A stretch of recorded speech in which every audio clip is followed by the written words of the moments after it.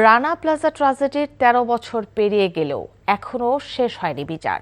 ভবনের নিচে চাপা পড়ে নিহত হয় ১,১৩৬ জন শ্রমিক, আহত ও পঙ্গু হয় প্রায় ২,০০০ শ্রমিক। মর্মান্তিক এ ঘটনায় হত্যাসহ ৫টি মামলার বিচার সাক্ষ্য গ্রহণেই আটকে আছে। রাষ্ট্রপক্ষ বলছে, যুবলীগ নেতা সোহেল রানা যেহেতু এই মামলার প্রধান আসামি, তাই আওয়ামী লীগ আমলে এই মামলা নিয়ে পরিকল্পিতভাবে সময়ক্ষেপণ হয়েছে। এতে ন্যায় বিচার বঞ্চিত হয়েছে ভুক্তভোগীরা। তবে এবছরই বিচার শেষ হবে বলে আশা রাষ্ট্রপক্ষের। শেখ ফরিদের রিপোর্ট। দেশের তৈরি পোশাক শিল্পের সবচেয়ে বড় ট্র্যাজেডি রানা প্লাজা ধস। ২০১৩ সালের ২৪ এপ্রিল সাভারে রানা প্লাজার ৮তলা ভবনের ধ্বংসস্তূপে চাপা পড়ে হাজারো শ্রমিক। আটকে পড়া শ্রমিকদের আর্তনাদ, নিহত শ্রমিকদের স্বজনদের আহাজারিতে ভারী হয় ওই এলাকার পরিবেশ।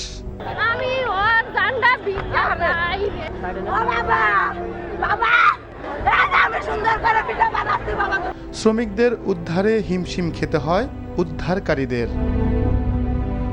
অনুমোদনের বাইরে গিয়ে ভবনের অতিরিক্ত উচ্চতায় ফ্লোর নির্মাণ, গার্মেন্টসের ভারী যন্ত্রপাতি, কাপড়, সুতা ও শ্রমিকদের ওজনের কারণে ধসে পড়ে ভবনটি।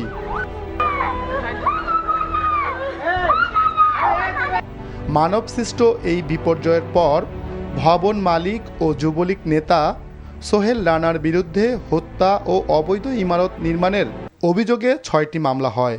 এর মধ্যে দুদকের একটি মামলায় রায় ঘোষণা হলেও সাক্ষ্য গ্রহণেই ঝুলে আছে হত্যাসহ বাকি 5টি মামলা। আওয়ামী লীগ সরকারের আমলে মামলা পরিচালনায় সময়ক্ষেপণের কথা উল্লেখ করে রাষ্ট্রপক্ষ আশা করছে এবছরের মধ্যে রায় ঘোষণা সম্ভব।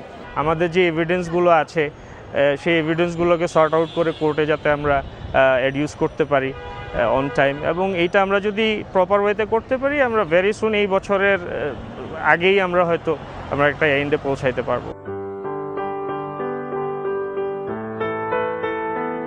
পরিকল্পিতভাবে ঝুঁকিপূর্ণ ভবন তৈরি করে ১,১৩৬ জন শ্রমিককে হত্যা এবং ২,০০০-এরও বেশি শ্রমিককে আহত ও পঙ্গুত্বের পরও সোহেল রানার আইনজীবীরা দাবি করছেন অন্যায় করা হচ্ছে তার সাথে। এখনও রানার বিরুদ্ধে কোনো সাক্ষ্য প্রমাণে রাষ্ট্রপক্ষ সুনির্দিষ্টভাবে সুস্পষ্টভাবে কোনো অভিযোগ আনয়ন করতে পারে নাই। আর এই দীর্ঘ বিলম্ব, এইটা আমার কাছে মনে হয় এটা ন্যায় বিচার আমি জানা পাচ্ছি না। আমি ন্যায় বিচার প্রত্যাশা করি। ৯ বছর আগে ২০১৫ সালের ২৬শে এপ্রিল হত্যা মামলায় ভবন মালিক সোহেল রানা সহ ৪১ জনকে আসামি করে অভিযোগপত্র দেয় সিআইডি।